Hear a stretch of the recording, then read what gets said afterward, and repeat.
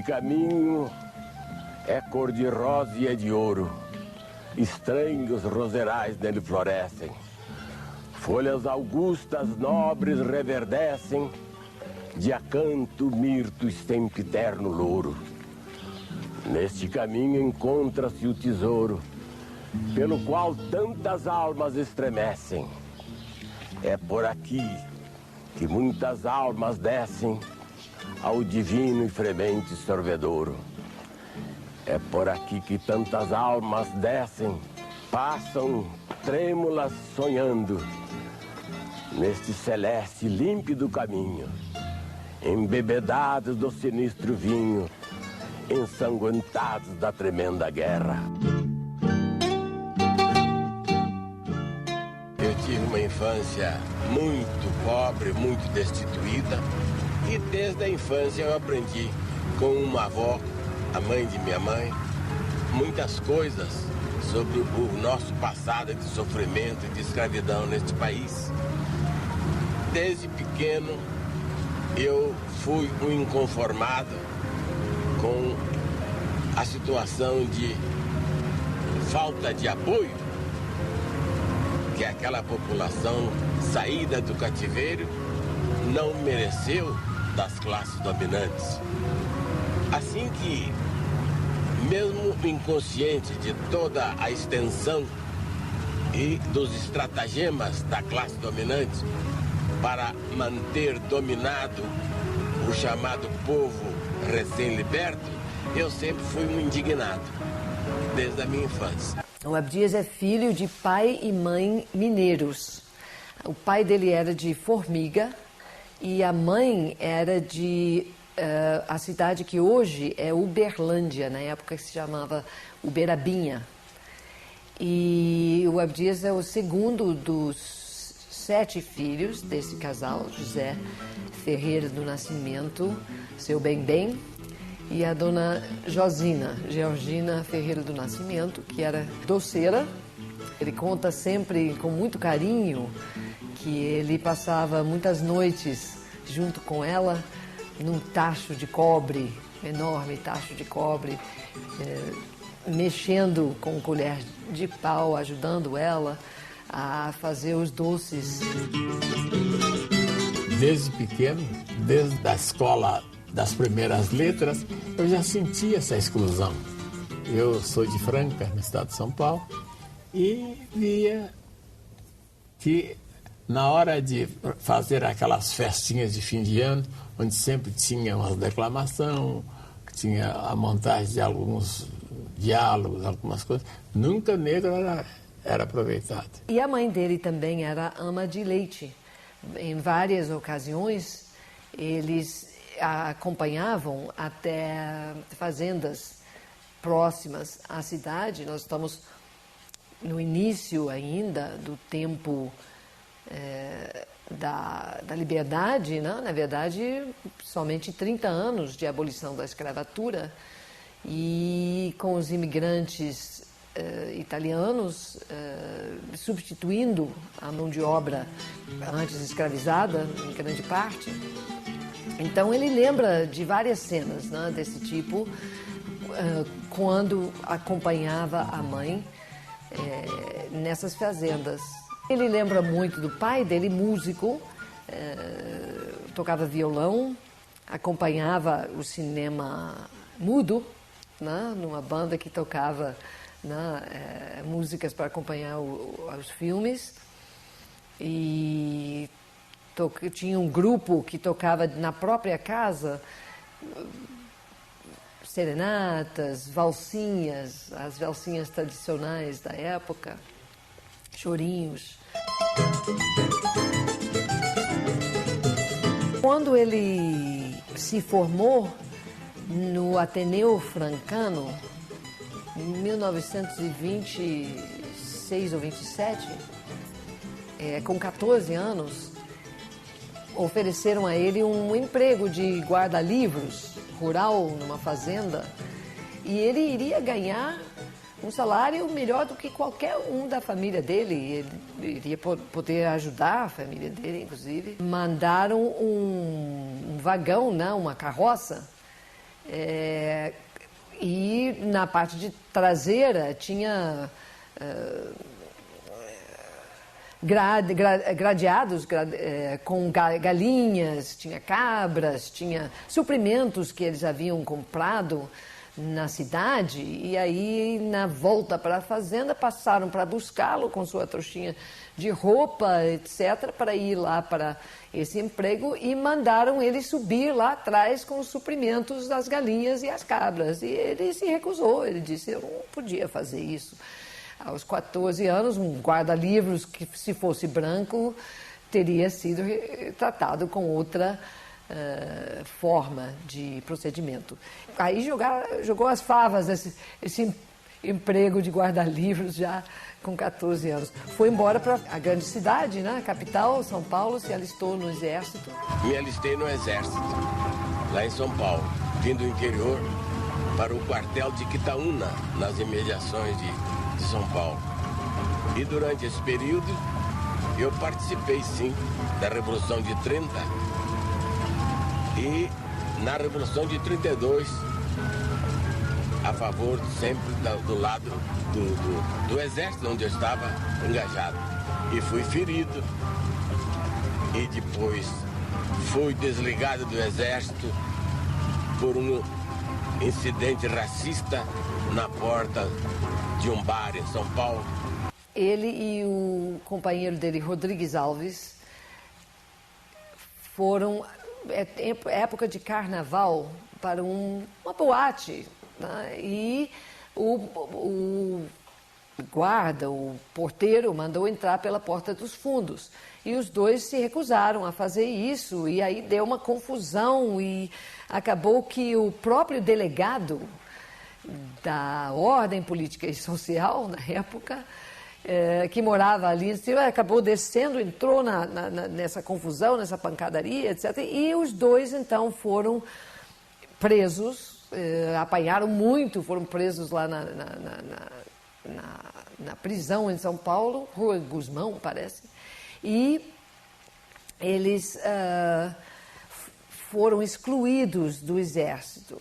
Eu era cabo do Exército, e esse meu colega também era um cabo do Exército, e nós estávamos em trajes civis, estávamos passeando e tentamos entrar num bar. E o bar só admitia que nós entrássemos pela porta dos fundos. E nós nos negamos a entrar pela porta dos fundos. Nós tínhamos direito de cidadãos brasileiros. E do nosso protesto verbal se tornou também um pugilato. Nós entramos em luta corporal, veio naturalmente polícia, etc. E dentro de 1 ou 2 dias depois do incidente, nós fomos presos em nossa residência e fomos levados para o gabinete de investigações. Isso resultou, depois que nós saímos da prisão, eu viajei para o Rio de Janeiro e lá eu fui julgado à revelia, porque eu não estava nem mais em São Paulo.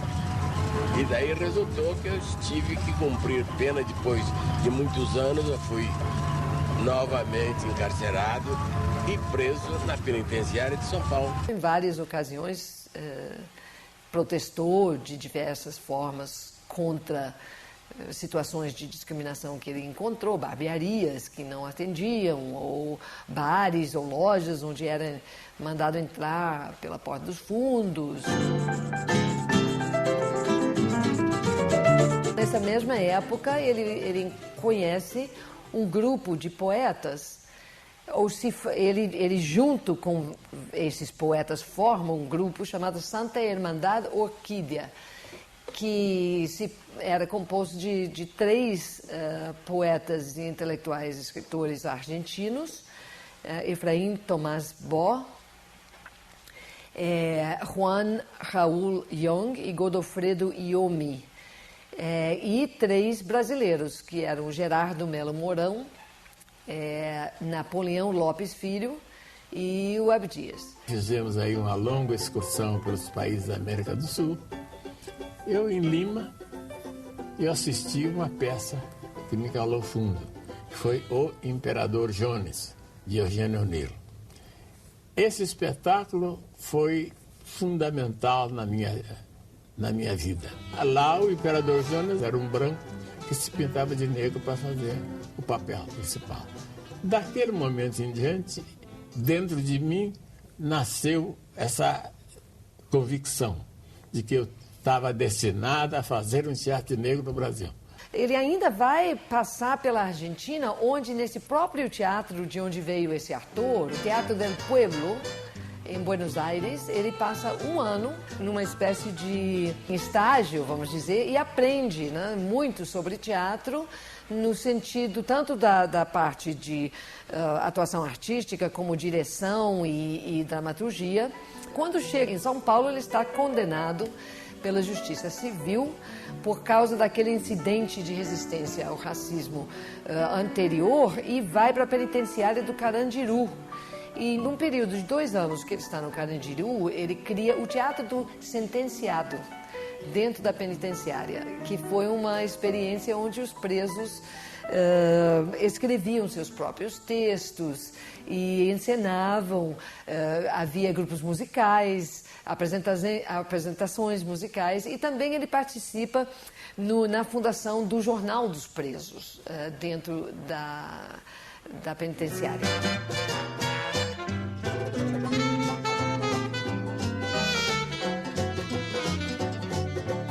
Eu tomei conhecimento do Teatro Experimental do Negro quando, numa revista chamada Revista Rio, do Dr. Roberto Marinho, ele publicou 4 páginas com fotografias do José Medeiros, que foi um grande fotógrafo também, de os negros ensaiando na Uni, aqui na Praia do Flamengo.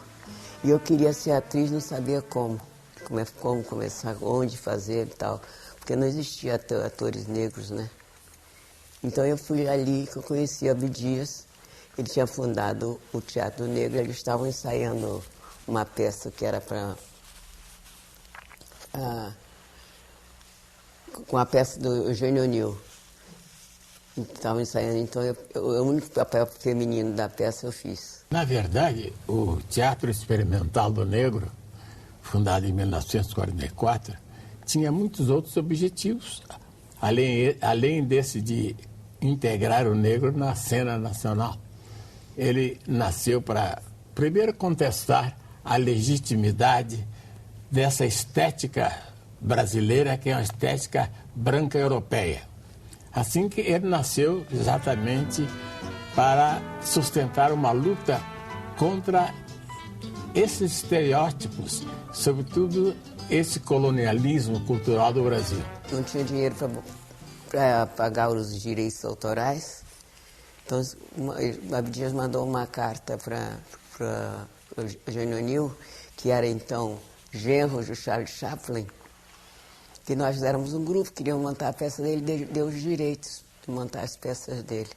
Então foi assim um espanto, né? Porque o genro do Charles Chaplin cedeu para os negros brasileiros. Assim que foi com muito sacrifício que se fez aquele espetáculo, porque nós não tínhamos experiência e nem elenco, nem diretor, com experiência para fazer um espetáculo de tamanha responsabilidade. Mas nós ousamos e foi um espetáculo definitivo na afirmação da capacidade do negro no teatro dramático. Nós fizemos o espetáculo apesar dos prognósticos sombrios a respeito do resultado que fazia não somente a imprensa, como certas camadas de amigos, entre aspas, né? Mas nós não esmorecemos, não hesitamos, não fraquejamos e levamos o projeto à frente. Uma das primeiras medidas do Teatro Experimental do Negro foi criar cursos de alfabetização. Assim que ele não somente ensinava a ler e escrever, mas também as primeiras noções de cultura, sobretudo da cultura letrada, que não é a verdadeira cultura. A cultura é aquela que o povo cria, mas também a cultura letrada é importante que os negros saibam manipulá-la, saibam tratar com ela.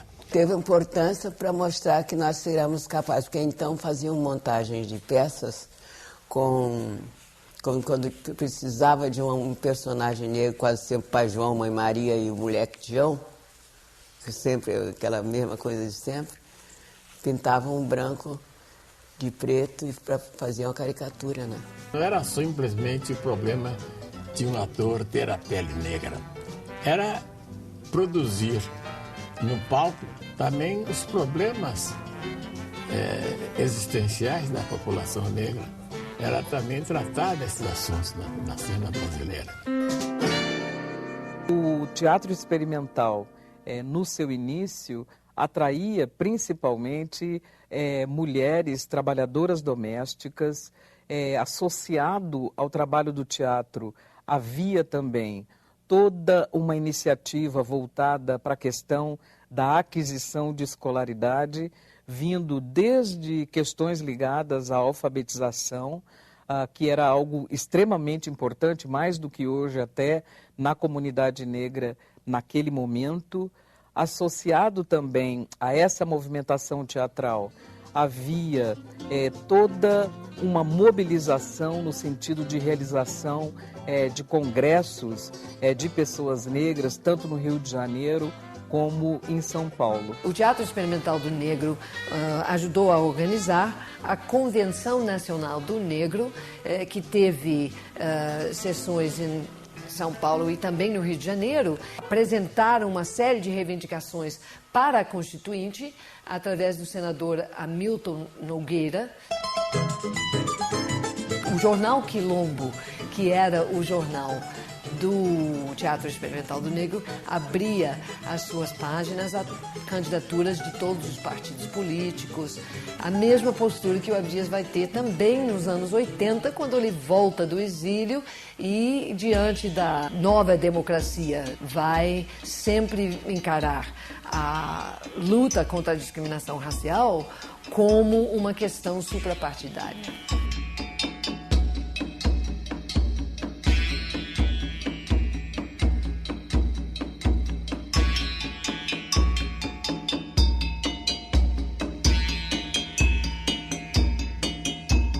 Você sempre procurou, de alguma forma, buscar os grandes impérios, as grandes civilizações, os grandes povos do continente africano. E nessa busca de você buscar valores africanos, buscar a África e tal, a gente se deparou com situações muito, muito bonitas, né? De você se dar conta da riqueza, da diversidade que é o continente africano. E, em especial, né, o Egito, né, que o Egito é um país africano e que normalmente as pessoas não colocam o norte da África como se fosse a África. Heródoto, o pai da história, descreveu os egípcios como negros de cabelos lanudos. Eram eles os responsáveis por grande parte do legado creditado à cultura grega.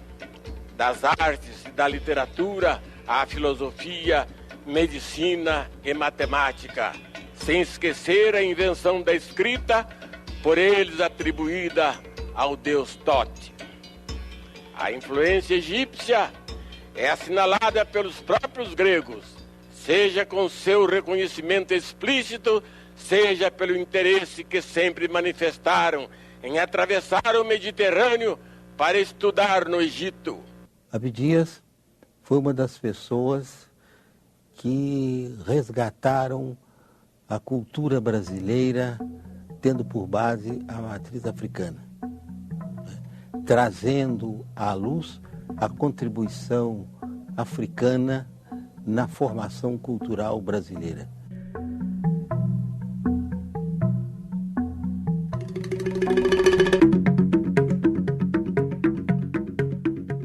Quando as nossas escolas ensinam apenas que o negro veio da África como escravo, cometem e perpetuam o crime de roubar de nossas crianças a sua própria história.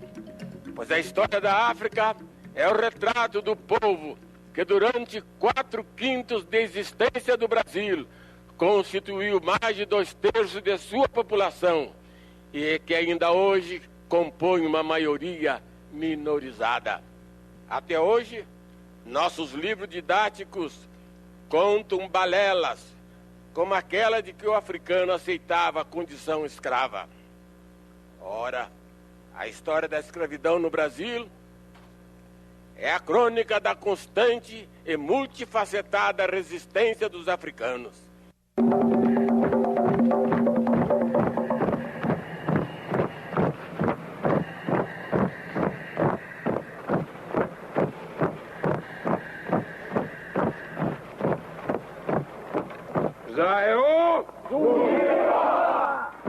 Tivemos malês, tivemos a balaiada do Maranhão, cujo grande líder foi o Negro Cosme, e o Negro Cosme chegou a criar escolas. Nós tivemos a revolta dos alfaiates, nós tivemos o quilombo do Ambrósio em Minas Gerais. Grandes focos de resistência, naquele caso, à escravidão, e, modernamente, os movimentos negros. Eu poderia citar, no caso da Bahia, por exemplo, o Olodum Ileaê, que, por intermédio da expressão corporal, por intermédio da música, não é? Por intermédio de escolas, por intermédio de oficinas, contribuem para a elevação da autoestima de negros e negras.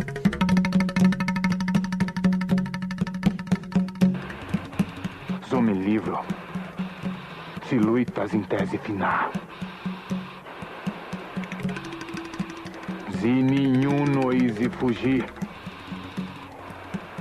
fugir.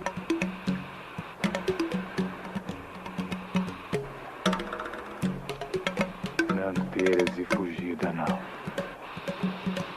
Não teres e fugida, não.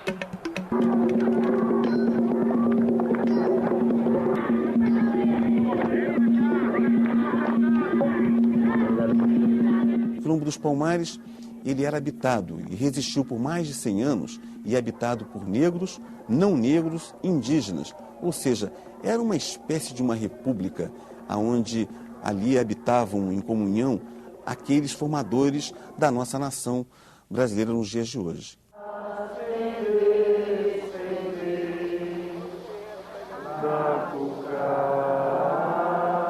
Palmares durou mais de um século resistindo à repressão das forças militares e praticando uma agricultura mais sofisticada que as fazendas da região, cujos proprietários desafiavam as leis da colônia para trocar armas por seus produtos agrícolas.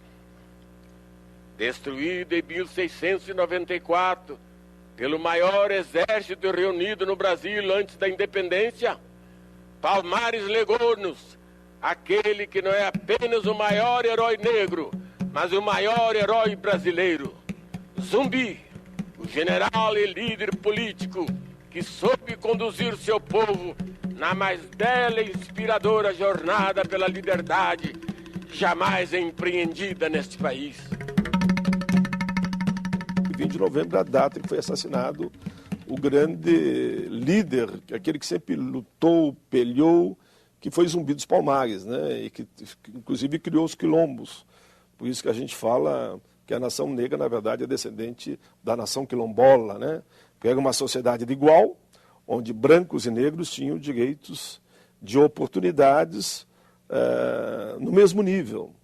Então, a grande referência de um país, de fato, com oportunidades para todos, não é a Lei Áurea, e sim a figura de Zumbi dos Palmares, e por isso 20 de novembro.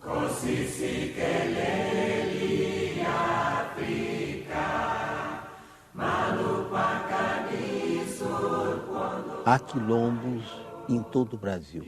Os quilombolas hoje estão despertados para os direitos que possuem. E não é só o direito à terra, mas também a luz para todos, a água, né, os implementos e os insumos para a agricultura e a garantia de que não serão mais importunados por aqueles que invadem as suas terras. Tudo isso é um processo. Nós temos 1.700 quilômetros reconhecidos e temos cerca de 150 já com título definitivo, ou seja, com a sua escritura. Em 68, ele vai aos Estados Unidos para uma visita de intercâmbio e lá está em dezembro, quando o regime emite o ato institucional número 5, né, o AI-5, e fecha o regime. E aí o Abdias, que era alvo de vários inquéritos policiais militares, não podia voltar ao Brasil. E fica durante um tempo no exílio nos Estados Unidos. Alô, senhoras e senhores, aqui fala o seu correspondente em Washington, hoje diretamente da Universidade de Wesleyan, no estado de Connecticut, na cidade de Middletown. Nós aqui viemos para entrevistar uma conhecida figura das artes no Brasil. Viemos conversar com Abdias do Nascimento, homem de teatro, pintor, autor de vários livros e agora professor nesta universidade.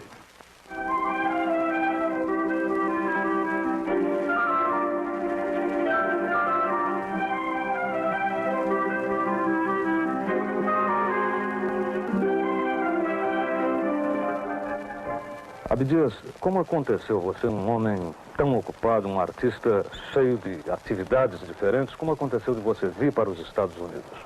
Bem, eu recebi um convite da Farfield Foundation para vir aos Estados Unidos conhecer principalmente os problemas da educação e da cultura do negro norte-americano. Eu tive a oportunidade, logo que cheguei aqui, de visitar o Negro Ensemble, que é uma companhia de teatro, uma organização teatral dos negros da maior importância. Vi também o New Lafayette Theatre, ambos estão em Nova York, localizados em Nova York. Vi também o trabalho dos poetas, dos escritores. Por exemplo, estive na Spirit House, que é uma importante instituição fundada pelo grande poeta Leroy Jones, aliás, um autor muito conhecido no Brasil, porque já foi levado uma peça sua, Dutchman. Estive também em Washington, estive em Birmingham, visitando exatamente as instituições culturais dos negros norte-americanos. Agora, por indicação do professor Carl Scheid, que também já esteve no Brasil, e é o grande estimulador das relações culturais do Brasil com os Estados Unidos, por indicação do professor Scheid, o Center for the Humanities, aqui da Wesleyan University, me convidou para passar aqui um ano como Visiting Fellow. Escute, e em que constitui exatamente o seu trabalho aqui nesta universidade? Basicamente, o meu trabalho aqui é tomar parte no seminário, que é o seminário do ano escolar do Center for the Humanities. O seminário está baseado no tema The Humanity in Revolt. E você leciona também em português, não? Há um grande interesse aqui nos Estados Unidos, não somente pela língua portuguesa, como também em outros aspectos da cultura brasileira. Aqui na Wesleyan, 4 estudantes que falam português se interessaram pela cultura brasileira e me solicitaram aquilo que eles chamam de uma tutoria, que é um outro tipo de professor aqui no Brasil, eu creio que não está ainda muito difundido. Então eu sou professor desses 4 alunos que falam português a respeito, professor de literatura brasileira. Um deles se interessou pelo ramo do teatro, o outro pela parte da poesia, o outro por um romancista, especificamente falando Machado de Assis, e assim os 4 estão indo muito bem nesse trabalho de pesquisa e de conhecimento da cultura brasileira. Agora, outra coisa que eu gostaria que você nos dissesse é o que faz você nas horas de folga, nas suas horas de lazer? Como é que você aproveita essas horas? Não, mas acontece que, além desses 4 alunos de estudos brasileiros, eu ainda participo de outras atividades culturais da Wesleyan. Por exemplo, o Afro-American Institute, que é uma organização importantíssima aqui na Wesleyan e que se dedica aos estudos do negro e sobre o negro. O Instituto Afro-American tem um currículo muito especial, muito específico, e através desse instituto, o negro, dentro da cultura, assume um protagonismo, coisa que não existia há 5 ou 10 anos atrás. Isso é um fato da maior relevância e que o Brasil também precisa imitar, porquanto o negro até hoje tem sido objeto de estudos. Ele mesmo não participa da elaboração das ideias que sobre ele existem. E esse fenômeno que está ocorrendo nos Estados Unidos dá maior importância porque em todas as universidades estão sendo criados esses tipos de estudos, esses tipos de centros de pesquisa. E o negro, assim, passa também a tomar parte na elaboração da cultura do país e também a inserir na cultura do país a sua experiência de vida, a sua história, a sua cultura, as suas crenças. Isso é importante para que o negro não continue marginalizado, sendo apenas um objeto e não um protagonista da sua própria história. Ele vai desenvolver a sua atuação política no sentido mais amplo,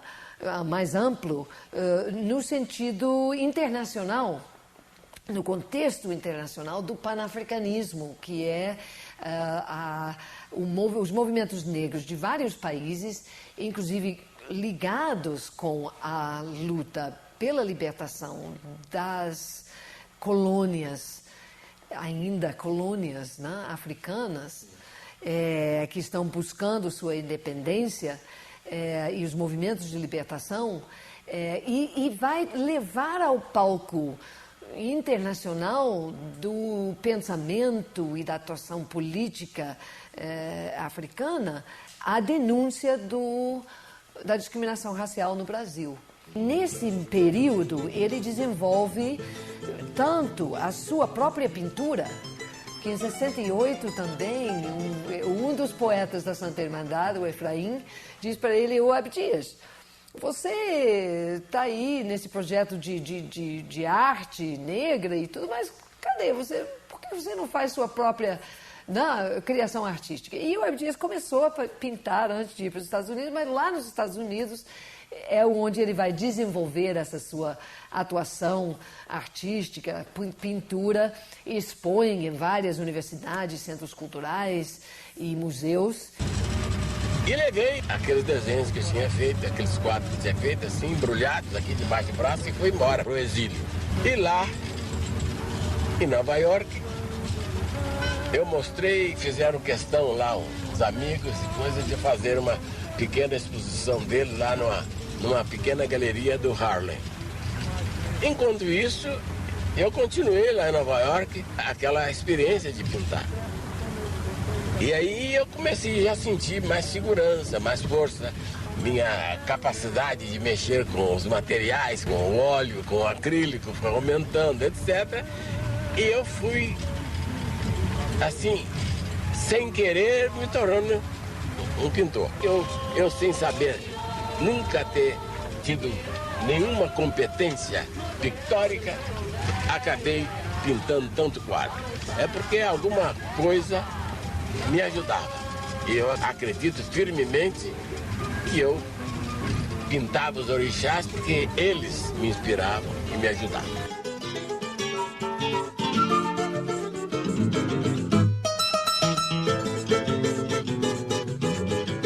Está voltando ao Brasil para viver, morar, e se junta novamente ao Brizola na proposta de trazer de volta, né, a proposta do trabalhismo, do PTB, e há um impedimento político, né? Desde o exílio eles estão juntos, né, articulando a força política que seria o novo Partido Trabalhista Brasileiro, e que vira com o tempo o PDT, Partido Democrático Trabalhista, e aí o Abdias propõe desde o exílio, e o partido define como a sua quarta prioridade programática nacional a questão das populações negras e a necessidade de se superar a discriminação racial.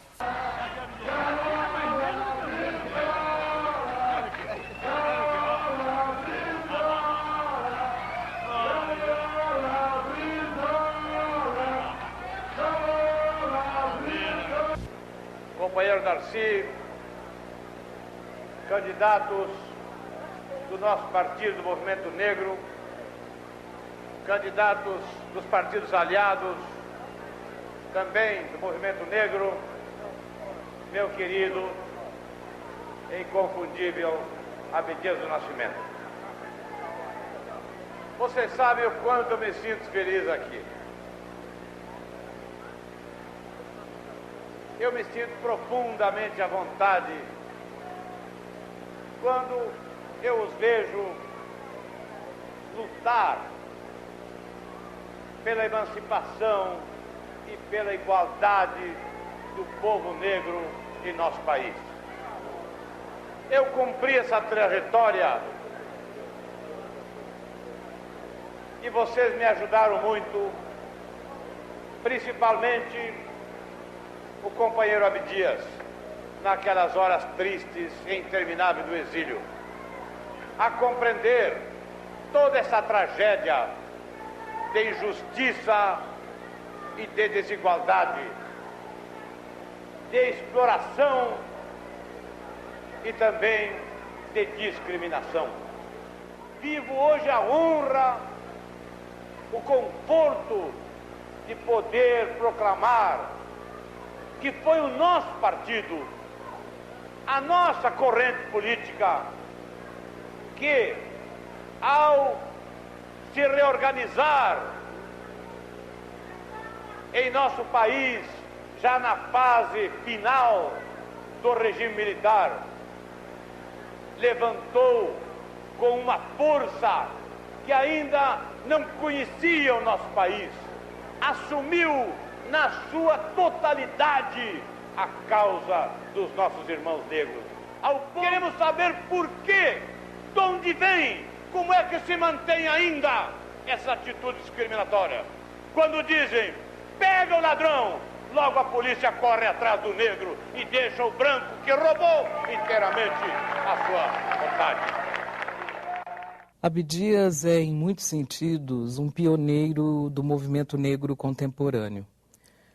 Quando nós nos aproximamos da biografia dele, vamos constatar que já nos anos 40, ele colocava para a sociedade brasileira questões que só muito mais tarde, nos anos 70, o movimento negro conseguiu retomar com a centralidade que essas questões mereciam. E assim as lutas começaram a tomar corpo através do Clarim da Alvorada, lá de São Paulo, através da Frente Negra na década dos 30 em São Paulo, através do Congresso Afro-Campineiro de 1938, através depois, mais tarde, do Teatro Experimental do Negro no Rio de Janeiro, que também exerceu um papel, era uma trincheira de luta do movimento negro, né?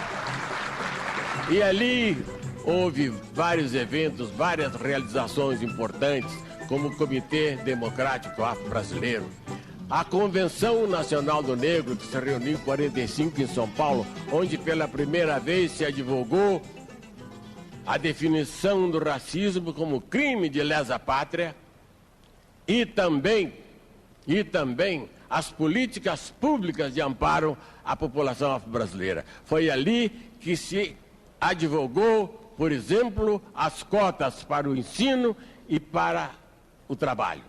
É muito importante nesse sentido, não só esse trabalho que o Abdias realizou durante esses anos 40, 50 e até os anos 60, porque foi isso que criou as condições políticas para que, a partir dos anos 70, no contexto mesmo de luta contra a ditadura no Brasil, pudesse emergir o movimento negro contemporâneo, tal como nós o conhecemos hoje, que é um movimento que se organiza politicamente, tendo como agenda principal e uma agenda explícita o combate ao racismo e aos seus efeitos na vida das pessoas no Brasil. A marcha do Movimento Negro celebra a memória de Zumbi dos Palmares, percorrendo a esplanada dos ministérios em direção à Praça dos Três Poderes, em Brasília. É mais uma demonstração de força do Movimento Negro na luta pela igualdade de direitos e oportunidades.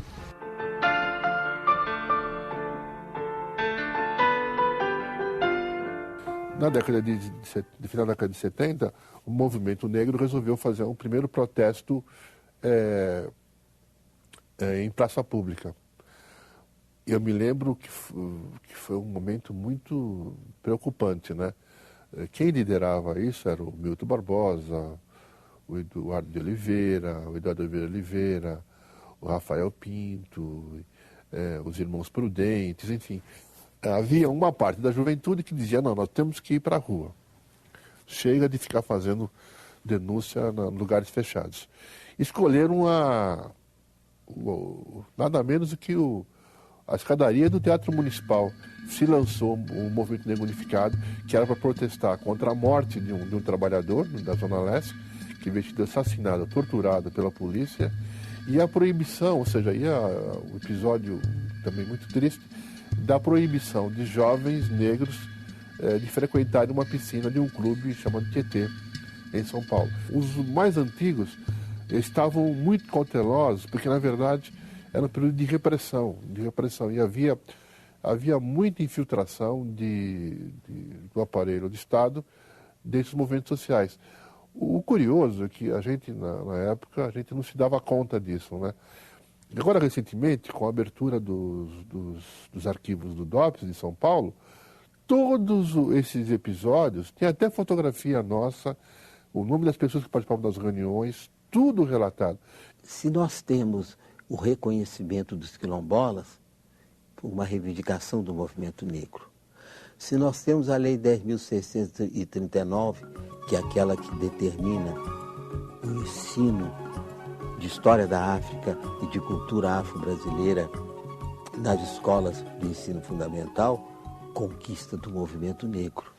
Se nós temos a Fundação Cultural Palmares, conquista do movimento negro. Se nós temos a Secretaria Especial de Promoção de Políticas para a Igualdade Racial, conquista do movimento negro. Ouviremos neste momento as palavras do senhor Abdias Nascimento, personalidade referência do movimento negro no Brasil.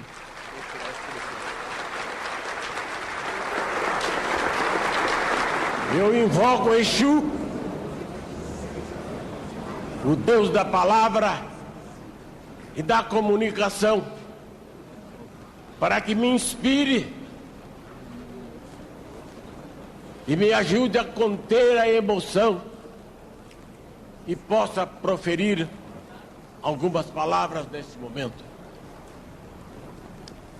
Lula, nosso presidente. Senhores ministros de Estado aqui presentes. Senhores representantes diplomáticos, meus companheiros de luta, minhas irmãs de luta,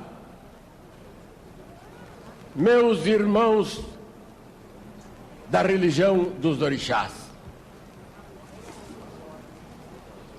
também aqueles que lutaram pelos nossos direitos desde que o Brasil foi descoberto, tanto negros, tanto africanos, como brancos. Na instalação dessa Secretaria pela Igualdade Racial, eu não poderia esquecer as raízes desta secretaria. Ela não caiu do céu, ela não brotou espontaneamente do chão brasiliense. Ela começou desde que o primeiro africano pôs os pés nessas terras, desde que o primeiro africano rebelde, o primeiro africano revoltado, iniciou a grande luta quilombista. O Estatuto da Igualdade Racial, conquista do movimento negro. E assim por diante. Agora, nós estamos numa caminhada, tudo isso é um processo, né? Ainda falta muito.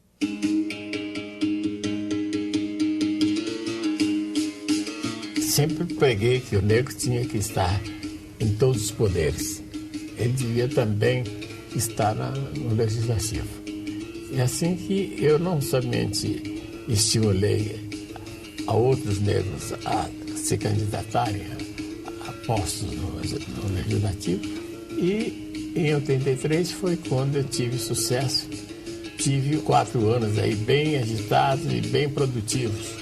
Basta ver a minha bibliografia aqui na Câmara dos Deputados para ver que eu apresentei vários projetos de lei, nenhum deles mereceu nem a honra de ser discutido no plenário, porque são todos projetos que contraria toda a tradição brasileira de achar que no Brasil não há nada a fazer em matéria de raça, que aqui tudo está muito bem.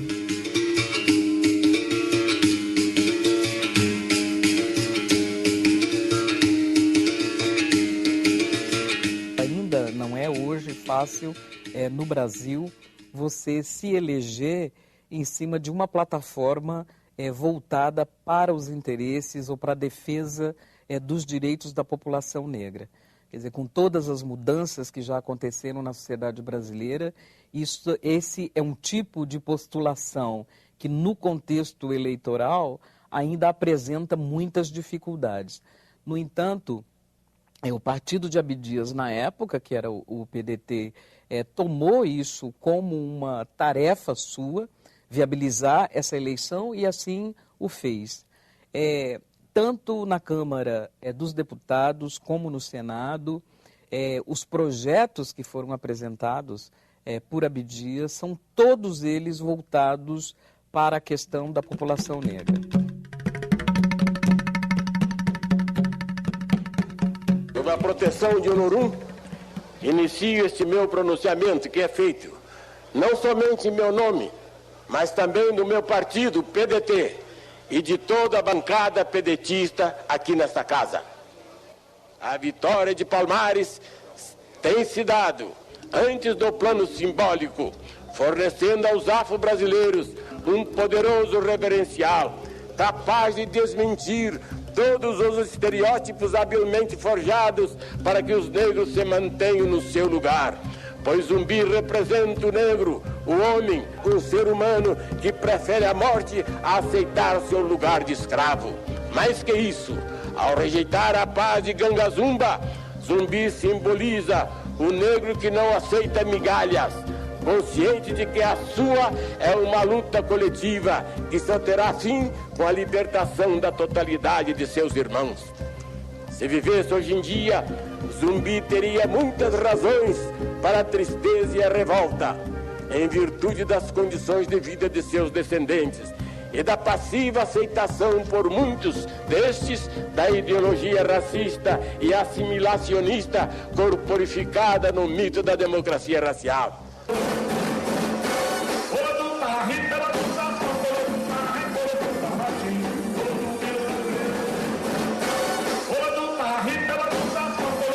Mas encontraria também motivos de regozijo e esperança pela presença de uma cultura africana que soube resistir às adversidades para se impor, se não de direito, com certeza de fato, como a verdadeira cultura nacional brasileira.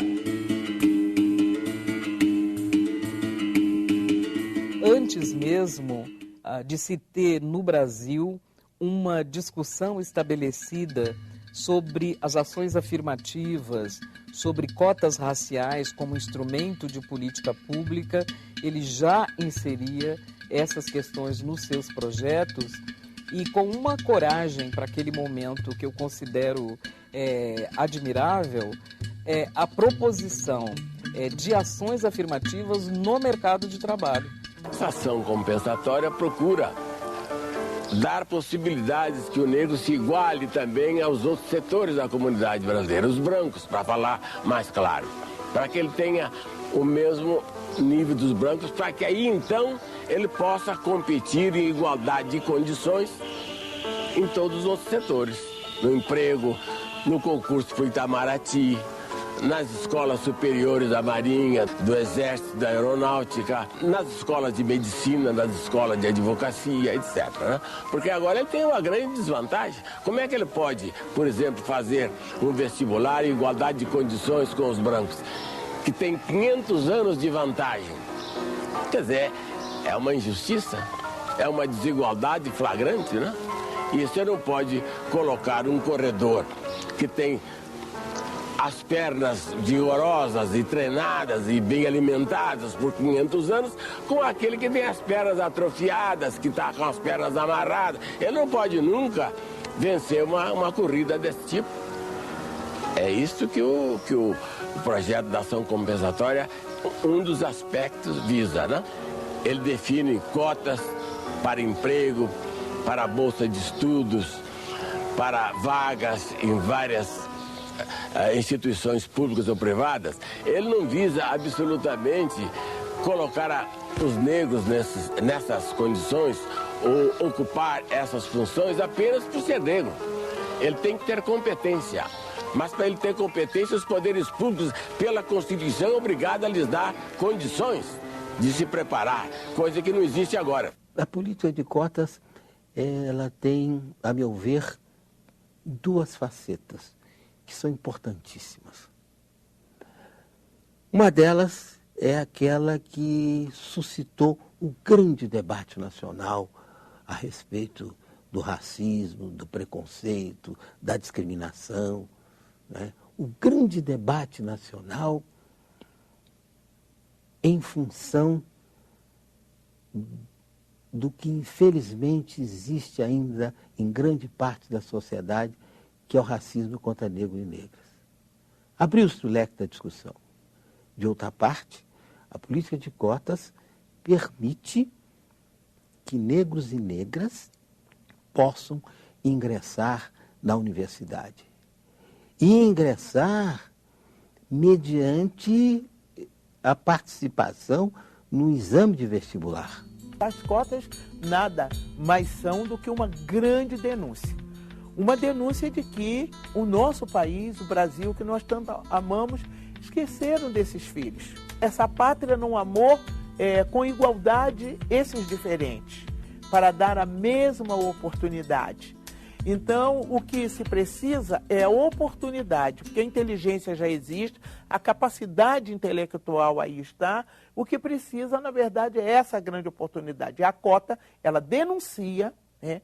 As cotas denunciam, e faz com que também essas pessoas provem, e ela, infelizmente, ainda tem que provar alguma coisa nesse país, e tem provado, porque os cotistas têm tido as melhores performances, os melhores resultados, as melhores notas na ocupação desses espaços que estão sendo garantidos.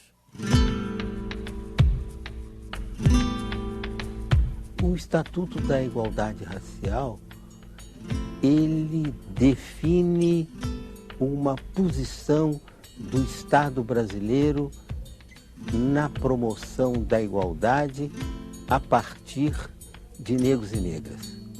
O Estatuto contempla os quilombolas, o Estatuto contempla um desempenho mais eficaz naquilo que se refere à saúde da população negra. O Estatuto reconhece e determina a necessidade de se garantir moradia a negros e negras. O Estatuto cria o Sistema Nacional da Igualdade Racial e assim por diante. É um documento de relevante importância no processo democrático brasileiro. Ele é um documento muito vigoroso, é um documento de ações afirmativas que propõe a inclusão da população negra para acessar os bens econômicos e os bens culturais, como disse. Acredito que talvez, se formos falar de um ponto falho, eu diria, o Congresso brasileiro ele tem uma presença muito ínfima de pretos e pardos. No Senado só temos um senador negro, o senador Paulo Paim, autor do Estatuto da Igualdade Racial. E na Câmara dos Deputados, menos de 30 deputados e deputadas são pretos e pardos. O Estatuto não pode ser apenas uma carta de intenção, né? Se Abdias aqui tivesse vivo, ele estaria gritando, olha, vamos mostrar coisas mais concretas, né? Foi muito difícil, mas muito difícil para passar o Estatuto da Igualdade Racial. Ele não ficou no tamanho da demanda e da importância do povo negro brasileiro. Mas é o que nós temos como um orientador das políticas públicas. Então é preciso que os gestores se apropriem do Estatuto da Igualdade Racial e execute. Abdias, tua vida, Abdias, foi dedicada a essa causa, a nossa causa, a causa da nação negra. Abdias, meu velho e querido Abdias, o nosso povo há de contar em versos e prosa a tua história, a história de um guerreiro, a história de um lutador. Os poetas vão lembrar de Abdias, falando de paz, de rebeldia, e tenho certeza a emoção vai tomar conta de todos. Abdias, você me disse sempre que a sua emoção era com a batida do tambor. Eles falarão de um homem negro, de cabelos brancos e barba prateada, que independente do tempo nunca parou, fez de sua guerra a nossa batalha. Como ninguém, nunca tombou. Foi dele e é nossa a bandeira da igualdade, da liberdade e da justiça. Abdias, tu és o exemplo para todos nós. Tu és um homem que viveu à frente do seu tempo, que as gotas de sofrimentos arrancadas do teu corpo se tornem pérolas, luzes a iluminar a jornada do nosso povo, da nossa gente.